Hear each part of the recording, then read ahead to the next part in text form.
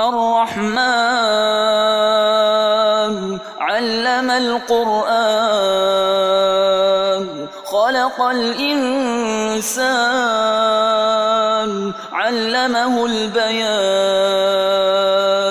الشمس والقمر بحسبان والنجم والشجر يسجدان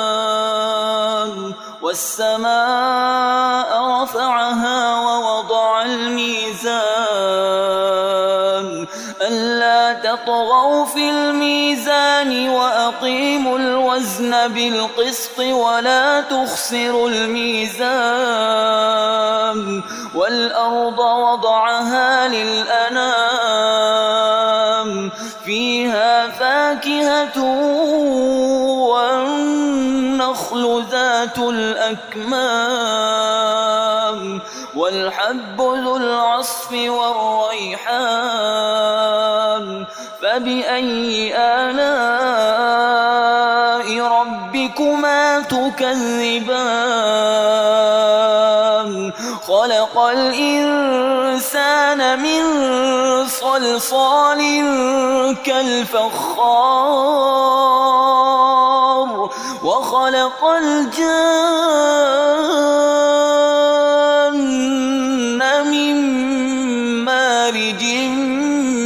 من نار فبأي آلاء ربكما تكذبان رب المشرقين ورب المغربين فبأي آلاء ربكما تكذبان مرج البحرين يلتقيان بينهما برزخ لا يبغيان فبأي آلاء ربكما تكذبان يخرج منهما اللؤلؤ والمرجان فبأي آلاء ربكما تكذبان وله الجوار المنشآت في البحر كالأعلام فبأي آلاء ربكما تكذبان كل من عليها فان ويبقى وجه ربك ذو الجلال والإكرام فبأي آلاء ربكما تكذبان يسأله من في السماوات والأرض كل يوم هو في شأن فبأي آلاء ربكما تكذبان سنفرغ لكم أيها الثقلان فبأي آلاء ربكما تكذبان يا معشر الجن والإنس إن استطعتم أن تنفذوا من أقطار السماوات والأرض فانفذوا لا تنفذون إلا بسلطان فبأي آلاء ربكما تكذبان يرسل عليكما شواظ من نار ونحاس فلا تنتصران فبأي آلاء ربكما تكذبان فإذا انشقت السماء فكانت وردة كالدهان فبأي آلاء ربكما تكذبان فيومئذ لا يسأل عن ذنبه إنس ولا جان فبأي آلاء ربكما تكذبان يعرف المجرمون بسيماهم فيؤخذ بالنواصي والأقدام فبأي آلاء ربكما تكذبان هذه جهنم التي يكذب بها المجرمون يطوفون بينها وبين حميم آن فبأي آلاء ربكما تكذبان ولمن خاف مقام ربه جنتان فبأي آلاء ربكما تكذبان ذواتا أفنان فبأي آلاء ربكما تكذبان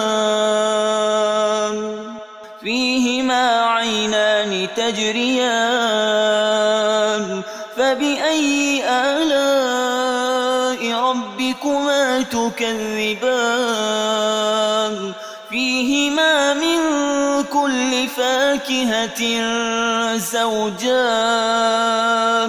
فبأي آلاء ربكما تكذبان متكئين على فرش بطائنها من استبرق وجنى الجنتين دان فبأي آلاء ربكما تكذبان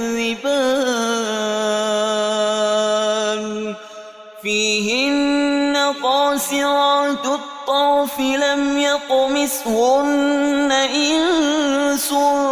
قبلهم ولا جان فبأي آلاء ربكما تكذبان كأنهن الياقوت والمرجان فبأي آلاء ربكما تكذبان هل جزاء الإحسان إلا الإحسان فبأي آلاء ربكما تكذبان ومن دونهما جنتان فبأي آلاء ربكما تكذبان مدهامتان فبأي آلاء ربكما تكذبان فيهما عينان نضاختان فبأي آلاء ربكما تكذبان فيهما فاكهة ونخل ورمان فبأي آلاء ربكما تكذبان فيهن خيرات حسان فبأي آلاء ربكما تكذبان حور مقصورات في الخيام فبأي آلاء ربكما تكذبان لم يطمثهن إنس إنس قبلهم ولا جان فبأي آلاء ربكما تكذبان متكئين على رفرف خضر وعبقري حسان فبأي آلاء ربكما تكذبان تبارك اسم ربك ذي الجلال والإكرام